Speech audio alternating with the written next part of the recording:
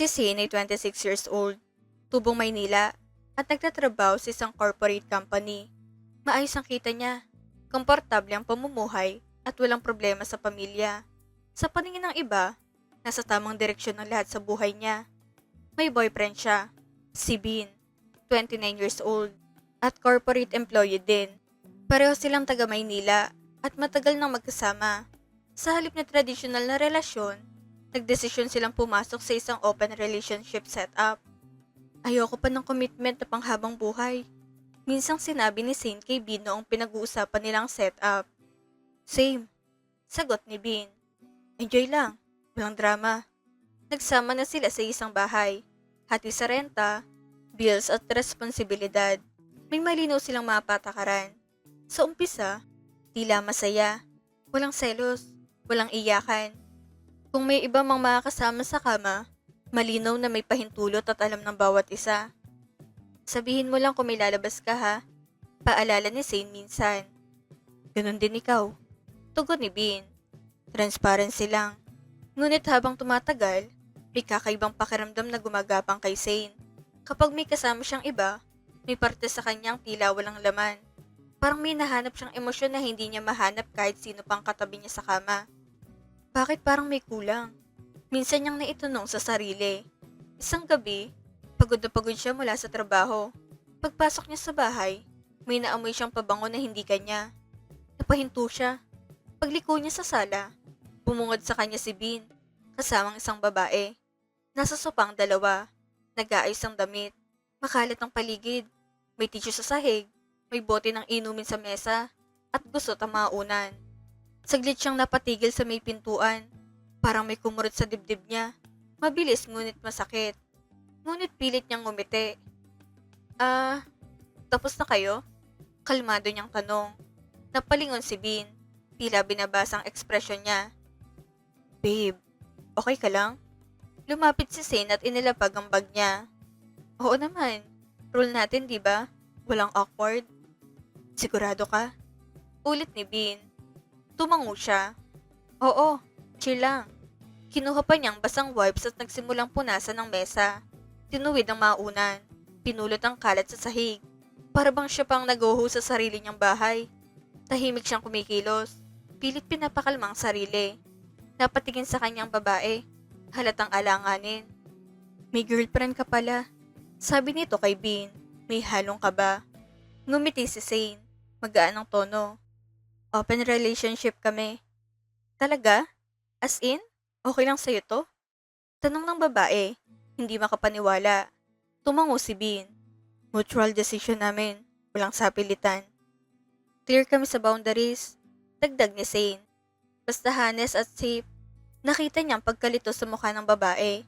Ngunit kalaunan ay tumango rin ito. Okay. Sagot nito. Sa panlabas, maayos at kalmado si Zane. Ngunit sa loob niya, may tanong na patuloy na umuukit. Kung open nga sila, bakit parang siya ang nasasaktan?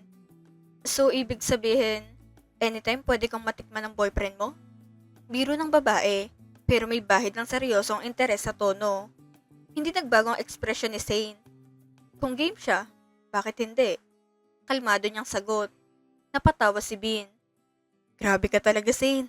Ang chill mo masyado. Sa harap mismo ni Zane, nagbiburuan at naglalambingan ang dalawa.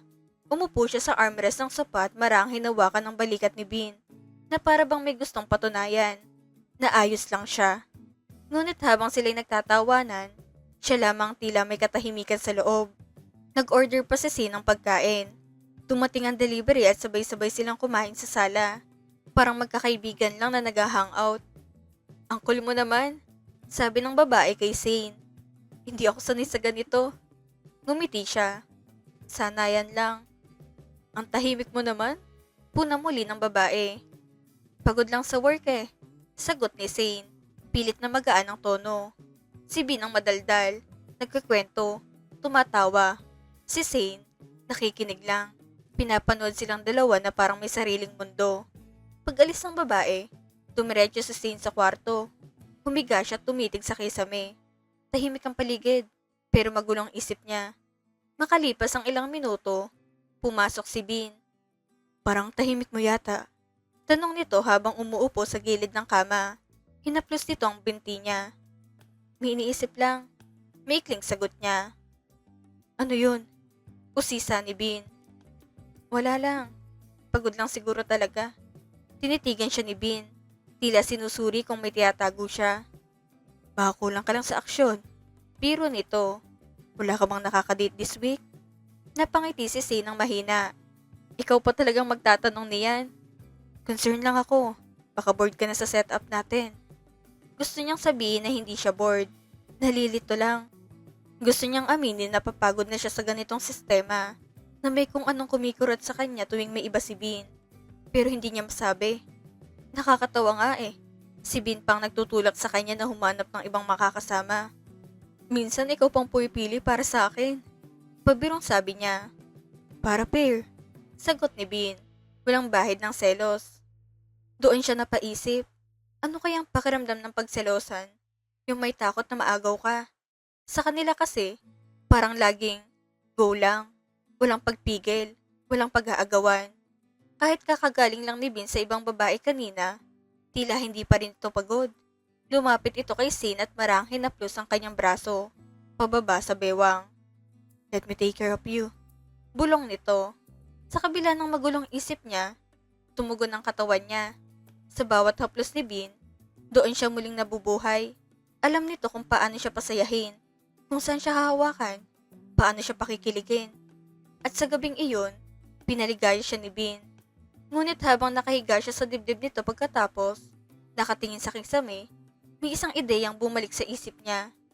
Ganoon din kayang pakiramdam ng ibang babae sa mga bisig ni Bin? Tahimik si Bin. Tila kontento. Para bang walang komplikasyon ng lahat. Pero si Zane, mulat ang diwa. Gising ang isip niya sa gitna ng katahimikan. Sa mga sumunod na araw, paulit-ulit na tanong ang buhabagabag kay Zane. Ilan na kaya silang duman sa kama ni Bin? May special pa ba siyang puwang sa buhay nito? Masama ba kung minsan ay gusto niyang siya lang ang pipiliin? Hindi naman siguro mali ang mapagod. Hindi naman siguro kasalanan ng maghangad ng exclusivity. Pero sa setup nila, parang bawal ang salitang, akin ka lang. Lihim ang relasyon nilang dalawa. Walang nakakaalam. Hindi pamilya, hindi kaibigan. Basta huwag sa circle natin. Minsang paalala ni Zane noon. Ayoko maging topic tayo. Of course, sagot ni Bin. Separate worlds. Isa iyon sa malinaw nilang kasunduan. Walang hahalo mula sa personal na buhay nila. Isang umaga, nagmamadaling pumasok si Zane sa opisina. Day off ni Bin. Habang naglalagay siya ng lipstick malapit sa pinto, may kumatok. May in-order ka ba? Sigaw niya papasok. Wala. Sagot ni Bin mula sa loob ng unit. Binuksan ni Zane ang pinto at parang bigla siyang nabuhusan ng malamig na tubig. Nakatayo roon si Emma. Best friend niya noong high school. Matagal na silang hindi nagkakausap. Wala ring komunikasyon sa social media. Kaya't naguguluhan siya kung bakit ito nasa harap ng kondo niya. Emma? Mahina niyang sambit. Anong ginagawa mo dito? Ngumiti si Emma. Parang walang anumang kakaiba. Miss me? Bago pa makapagsalita si Zane, narinig niyang boses ni Bin mula sa loob. Han, sino yan? Tumigil ang tibok ng puso niya sa salitang yon. Lumabas si Bin. Naka-house shorts lang. Walang kaalam-alam sa bigat ng sitwasyon. Nanlambot ang tuhod ni Zane. Anong ginagawa mo dito? Ulit niyang tanong kay Emma. Mas malamig ng tono. Surprise! Sagot ni Emma. May kakaibang ngiti. Biglang sumingit si Ben. Tila casual ang lahat. Ay, oo nga pala. Nakalimutan ko sabihin sa Han. Pinapunta ko siya. Parang may sumabog sa tenga ni Zane. Rule nila yon. Hindi dapat hahalo ang personal na mundo sa ganitong setup. Lalong hindi ang mga kaibigan. Pinapunta mo? Ulit niya. Halos pabulong. Relax. Sabi ni Bin. Nagkita lang kami sa gym weeks ago. Nagkausap. Na-curious siya sa setup natin. Napatingin si Emma kay Zane. Hindi ko alam na ikaw pala yon. Small world, no? Parang umiikot ang paningin ni Zane. Nakatingin siya sa kanilang dalawa at tila sila pang mas komportable. Nagkatinginan pa sila at naggitian. Late ka na yata. Tanong ni Bin kay Zane. Hindi ka pa alis? Para siya pang sagabal sa sariling bahay. Usap tayo mamaya, okay? Sabi ni Emma. Tila ba may dapat siyang ayusin na simpleng misunderstanding lang. Huminga ng malalim si Zane. Yung klase ng paghinga na pilit mong kinokontrol ang sarili mo para hindi ka sumabog. Sa loob niya, halo-halong emosyon ang naguunahan. Galit, sakit, at higit sa lahat, hiya para sa sarili. Hindi dahil may ibang babae si Bean. Sanay na siya roon eh. Kundi dahil sa unang pagkakataon, may nilabag na malinaw na hangganan at tila siya lang nakakaalala kung gaano kahalaga yon. Buong araw lutang si Zane sa opisina. Ilang beses siyang nagkamali sa report sa dati namang madali lang para sa kanya. Ilang ulit din siyang napaisip na mag-half day na lang at umuwi. Pero ayaw niyang maabutan ng dalawa sa bahay. Kaya tiniis niyang maghapon. Pagdating niya sa kondo kinagabihan, naroon pa rin si Emma. Mula sa may pintuan pa lang, rinig na niya ang tawanan ng dalawa mula sa kusina. Parang ganong mundo nila. Iniwan niya ang sapatos sa may rack at dumiretso sa kwarto para magpalit. Hindi siya lumabas agad. Nang makalabas siya, nasa dining area ang dalawa. Magkatapat, nagkikwentuhan. Hindi siya pinansin ni Bean. Si Emma ang kaharap nito. Si Emma ang tinatawanan. Uy, Zane! Pati ni Emma na parang wala lang. Grabe, ang sarap pala ng boyfriend mo. Napatingin lang si Zane. Blanko ang muka. Talaga? Maikli niyang tugon. Tumawa si Emma. Tila proud pa. As in, ang galing niya. Alam na alam niya kung paano kapasayahin. Tahimik si Bean. Kumakain lang. Tila ba ordinaryong usapan lang lahat. For sure, ginagawa niya rin sa'yo, no? Dagdag ni Emma. Parang nagkakwento lang tungkol sa crush. Natural. Sagot ni Zane. Diretso ang tingin. Ako ang girlfriend. Saglit na tumahimik ang mesa. Ngunit hindi pa rin siya tignan ni Bean. Ni isang pagtatanggol o pag-acknowledge man lang sa kanya. Wala. Pagkatapos kumain, lumapit si Zane kay Bean. Hindi mo na ako uuwi mamaya. Sabi niya, may kikitain akong katrabaho. Okay. Sagot lang ni Bean. Text mo na lang ako pag pauwi ka na. Hindi siya tinanong kung sino. Hindi siya pinigilan. Hindi man lang nagbiro. Mas masakit pa yata yun kaysa sa kahit anong eksena kanina. Lumabas siya at nakipagkita kay June. Isang katrabaho na matagal nang nagpaparamdam ng interes. Nag-check-in sila sa isang hotel. Mabait si June. Maingat. Paulit-ulit nitong tinatanong kung okay lang siya. Sabihin mo lang kung may ayaw ka. Sabi nito. Ayos lang ako. Sagot ni Zane. Ginawa nila ang plano nila. Inalagaan siya ni June. Sinigurong komportable siya. Napasaya siya nito. Napahinga ang katawan niya. Pero habang nasa gitna ng lahat, may isang pangalan pa rin buwabalik sa isip niya. Si Bean.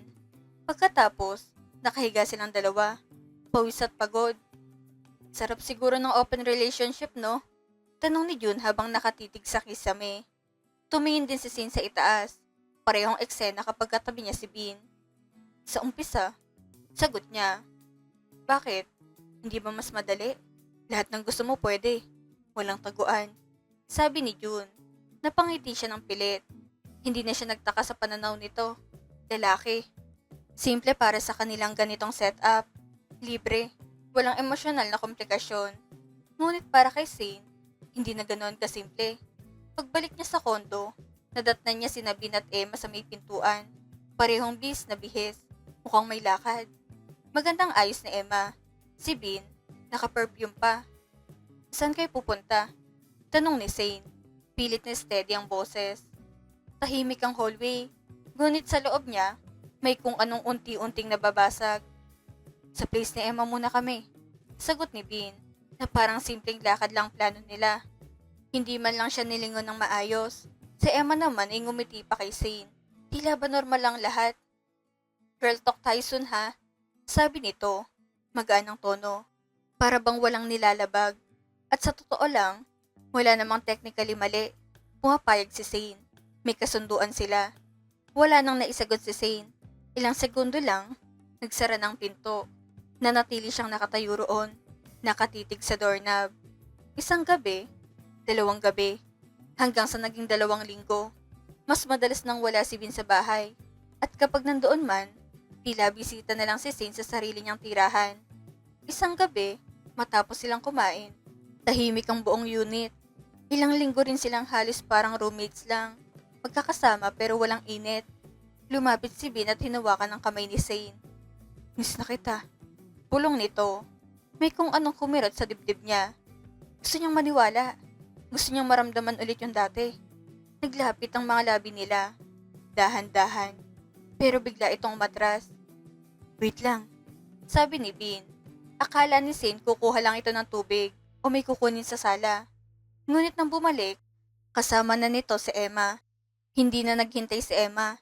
Lumapit agad ito kay Bin at hinalikan siya sa harap ni Zane. Tila ba parte iyon ng plano? Nanigas si Zane.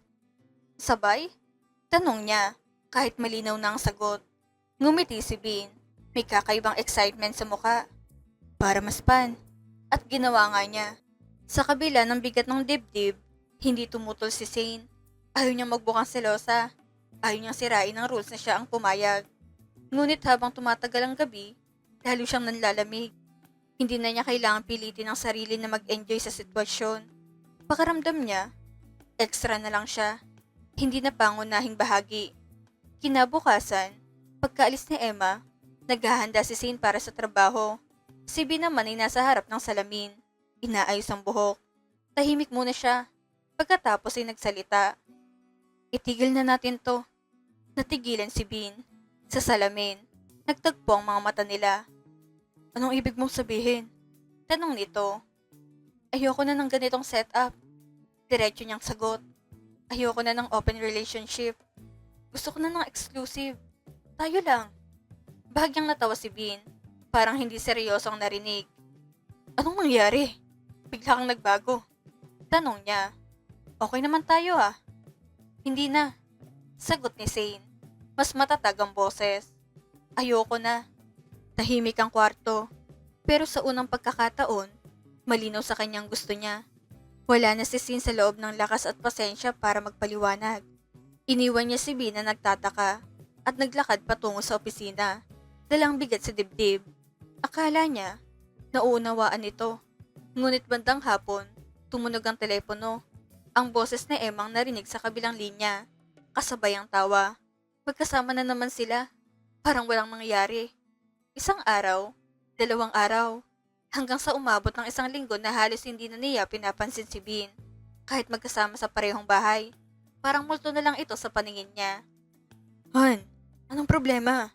Bakit ka na hindi nakikipag-usap sa akin? Tanong ni Bin habang nasa kusina si Zane. Halos pangungulila at pagka-frustrate ang tono. Hindi siya lumingon.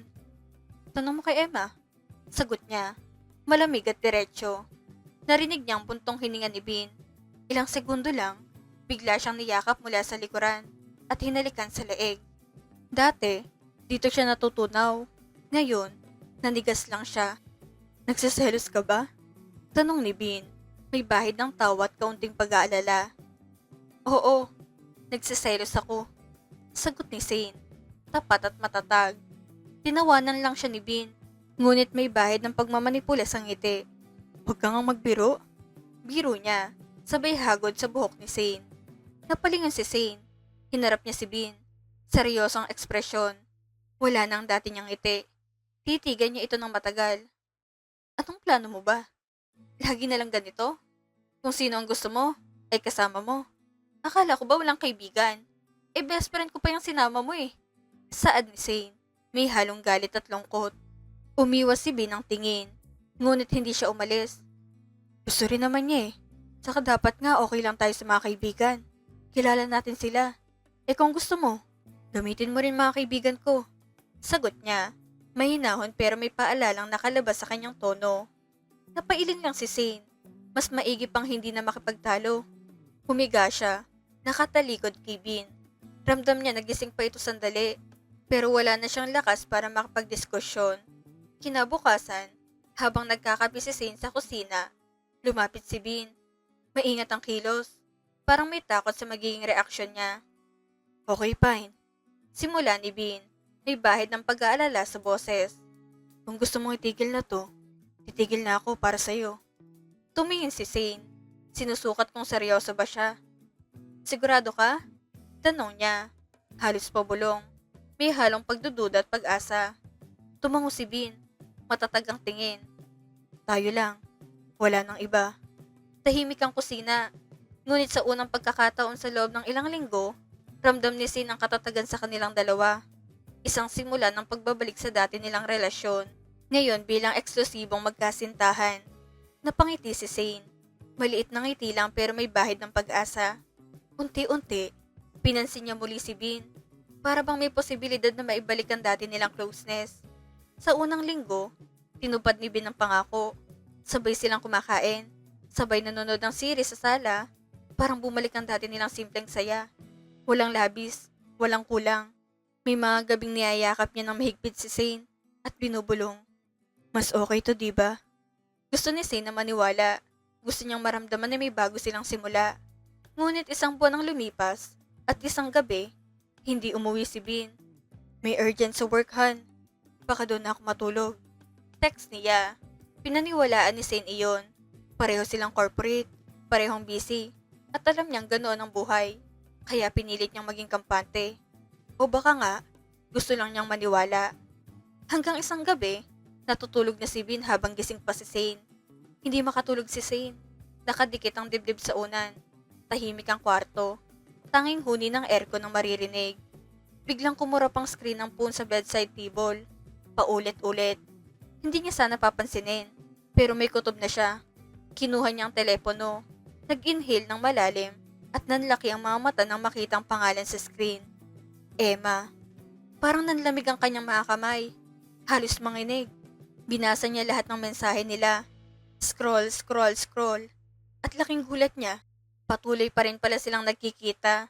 May mga plano. May mga oras na nakalaan para lang sa kanila. May mga lugar na pinaplanong puntahan. May mensahe na nagdalaman ng isang malakas na kirot. Killjoy ka? Masyadong maarte. At masakit pa, sinang-ayunan iyon ni Bean. Isa pang message mula kay Emma. Buti pa dati mas game siya, no?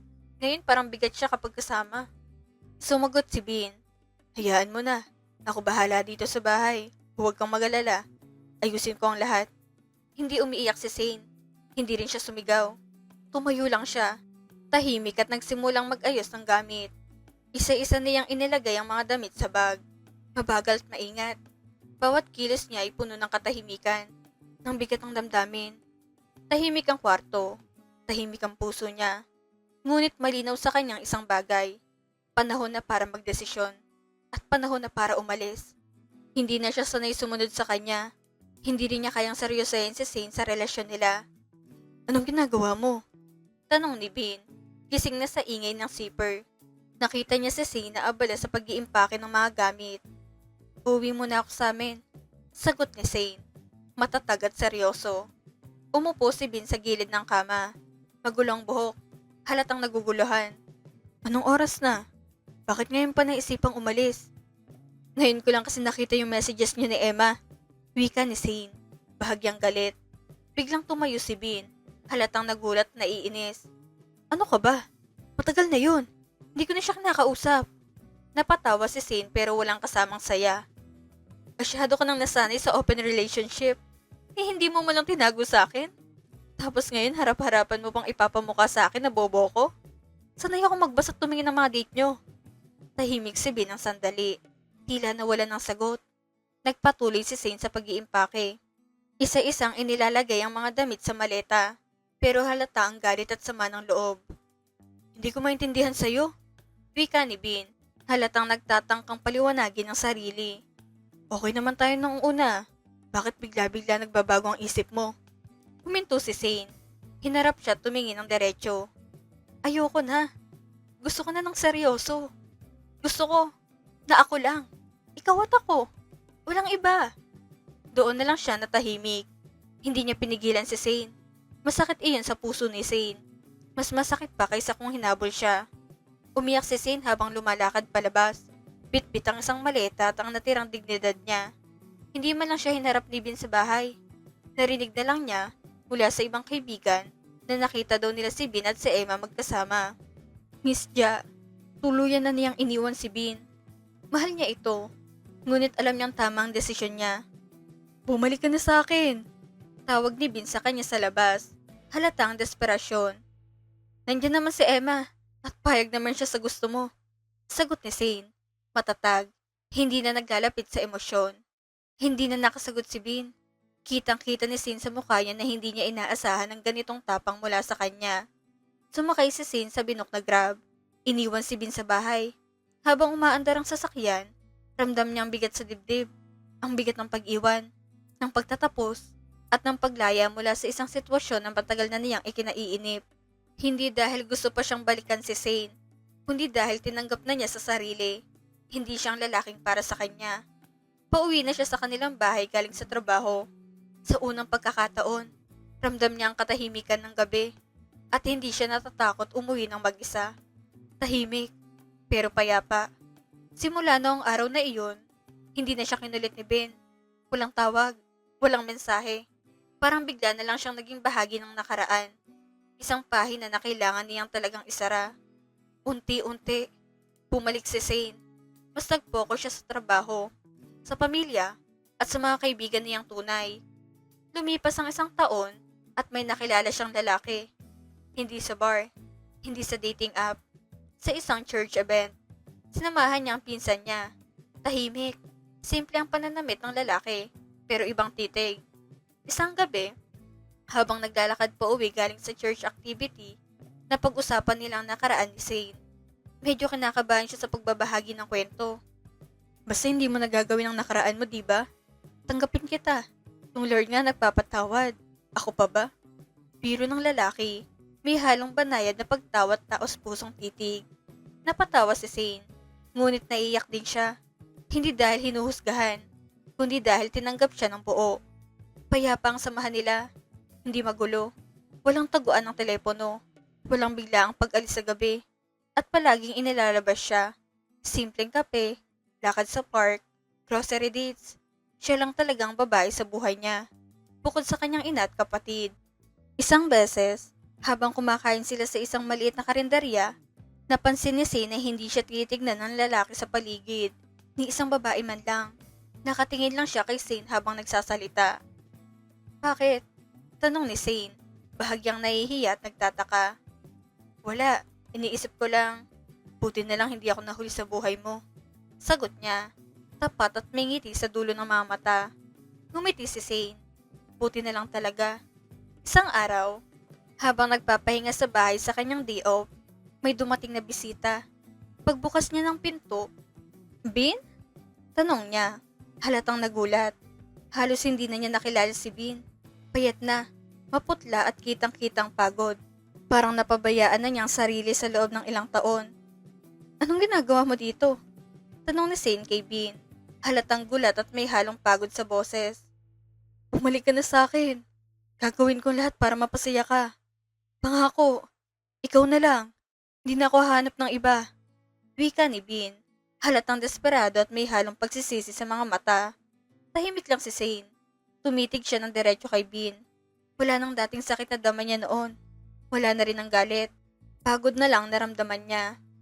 Masaya na ako ngayon, Bean. Meron na akong kasintahan. Kaya sana, layuan mo na ako.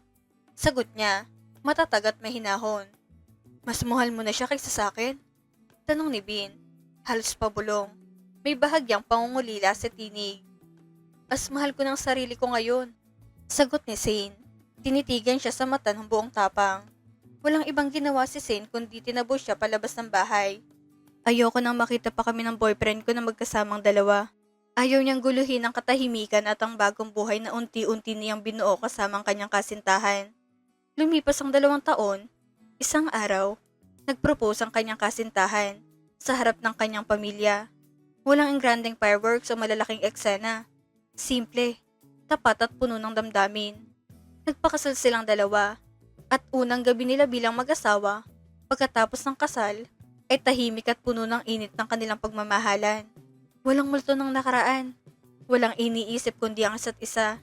Dito na unawaan ni Zane kung anong ibig sabihin ng seryosong pagmamahal mula sa isang lalaki. Gagawin niya ang lahat ng bagay na gusto mo, hindi dahil napipilitan, kundi dahil tunay kang mahal niya.